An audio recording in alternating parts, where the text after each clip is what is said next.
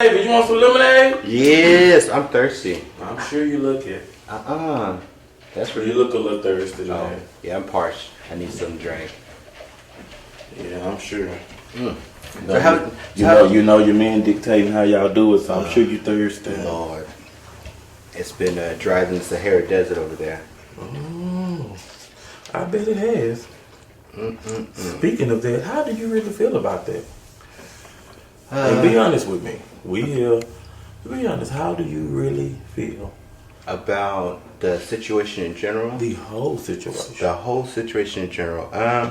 I'm not happy about it. I don't think that this is the course that we should be taking as a couple, basically based off of what's going on.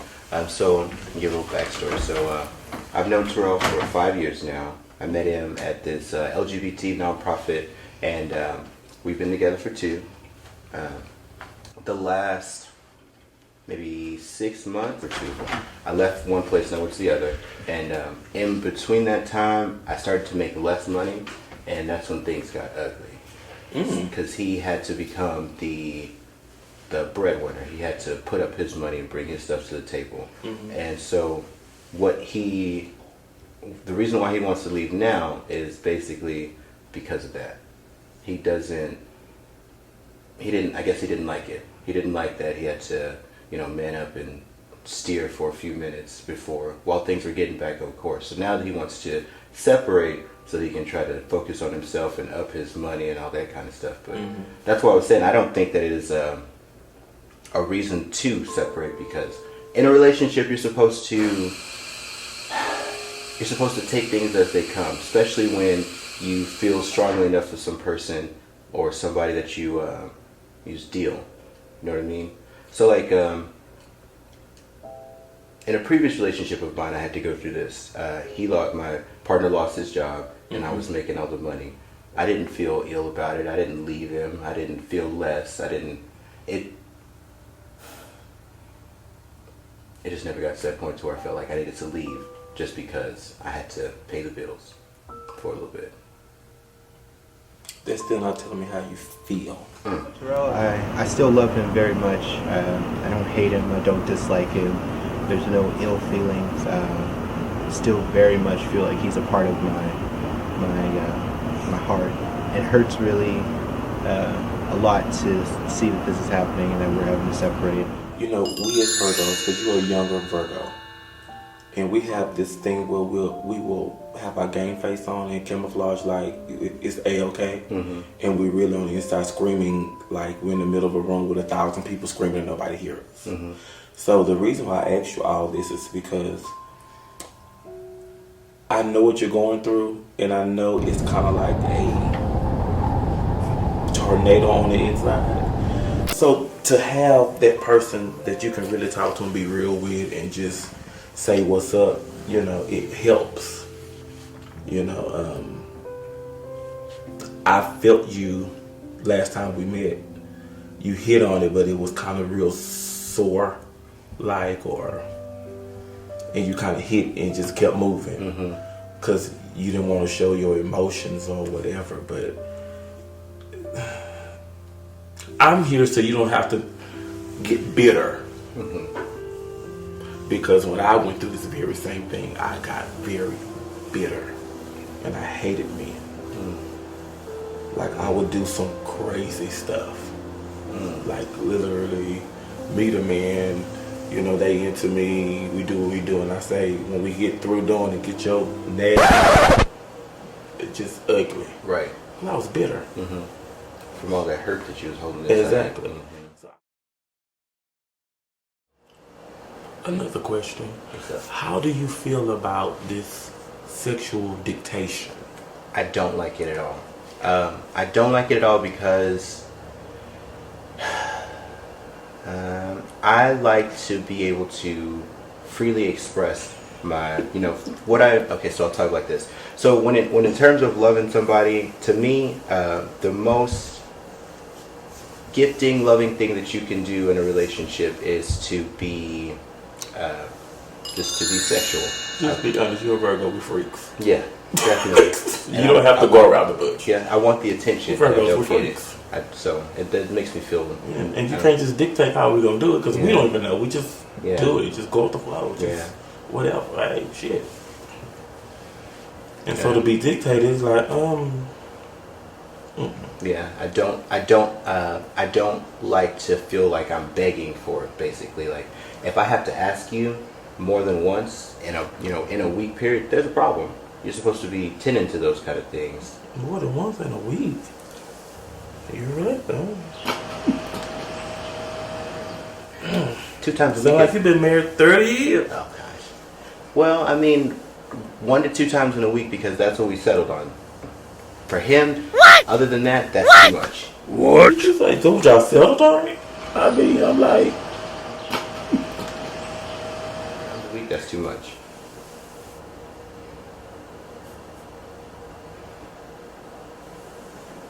so your relationship and y'all settle on when y'all gonna do it. Okay.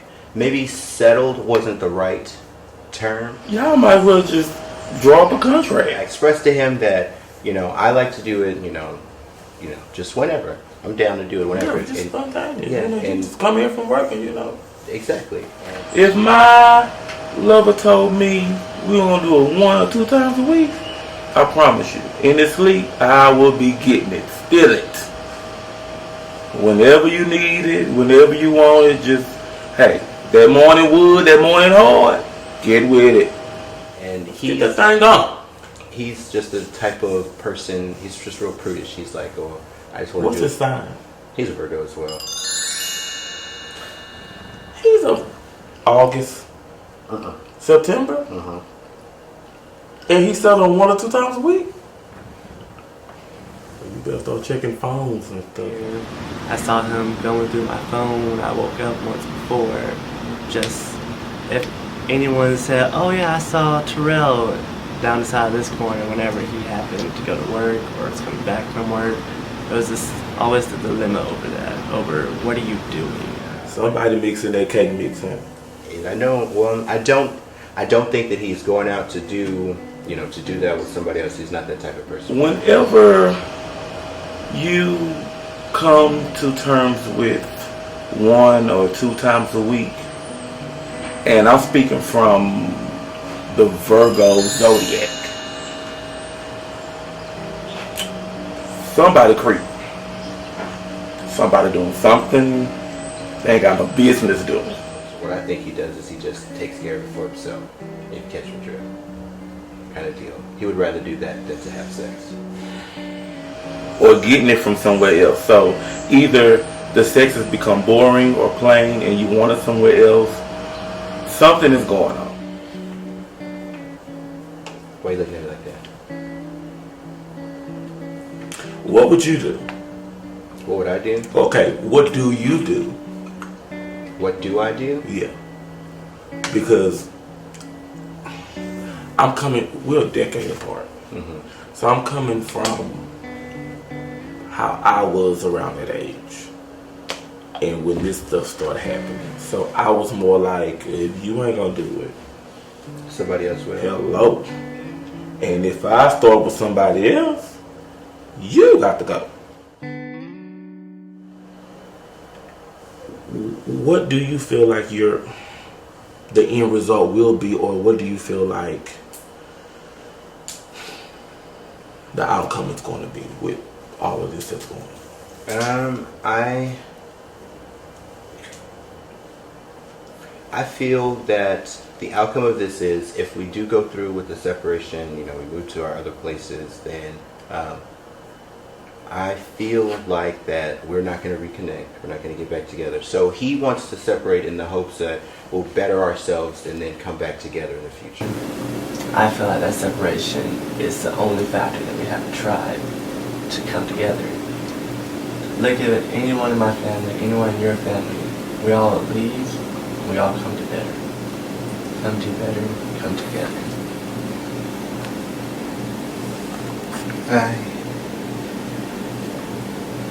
I definitely don't feel that way at all. I still don't see how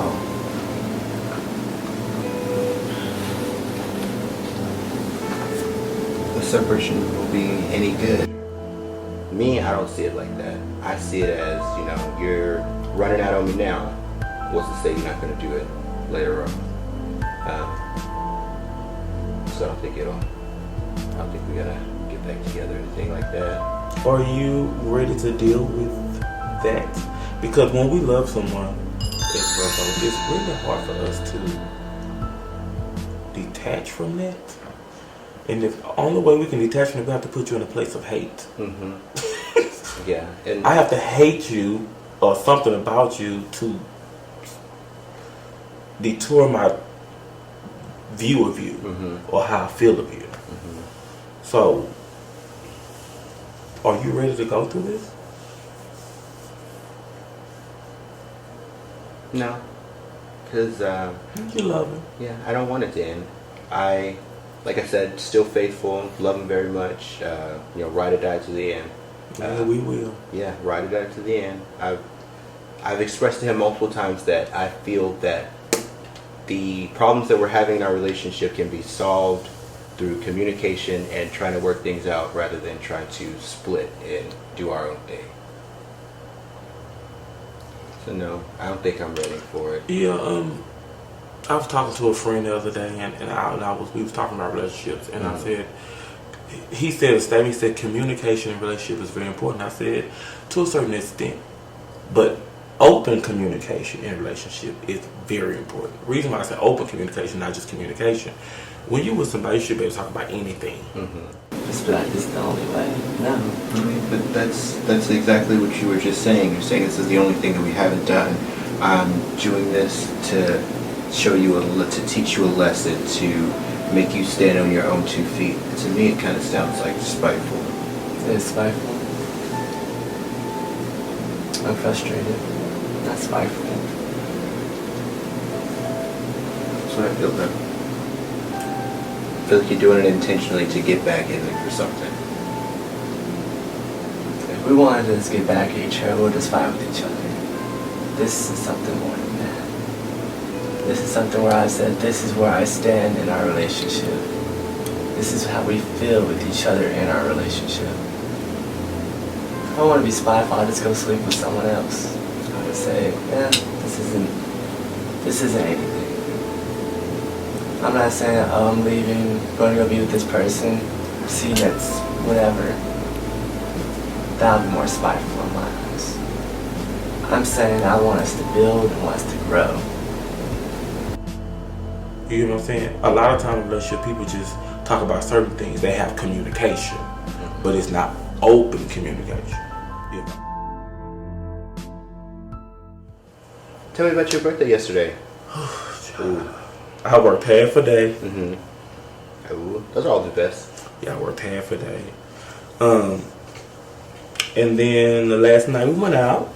Where'd you go? I went out. Oh, so you went to more than one place there? Oh, okay. I went to about 5 different spots. But I went out. Oh, shit, you got it on and popping then. Yeah, I had to get home to about 3 something. Still ain't been asleep. Yeah.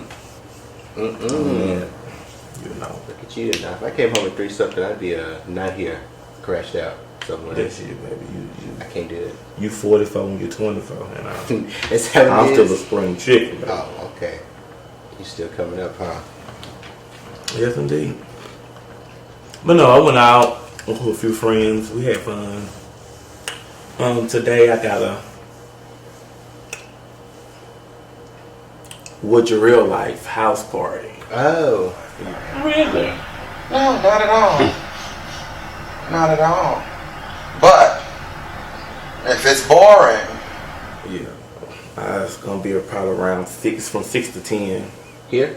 No. Where? It's gonna be at my nephew's house. Okay. And we all gonna have on nice shoes and good hair. I mean, what makes it fun for you? A party. good music, good hair. Okay. Good hair. You got to explain that. Wait a minute. Good hair. You walk in there with a whole bunch of people with beat up, whooped up hair. Ooh, yeah, I would want to leave too. Good shoes. You gotta check and see if they got good shoes too. They better So- have some nice shoes and some good hair. So that's gonna be from 6 to 10. If you're not doing nothing, I can send you information. That sounds like fun.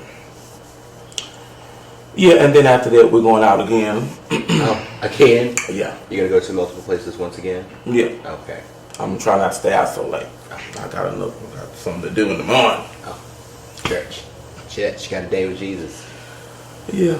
So I'm gonna have to go repent for what I'm gonna do tonight. But You silly. so Let's talk about Jarrell.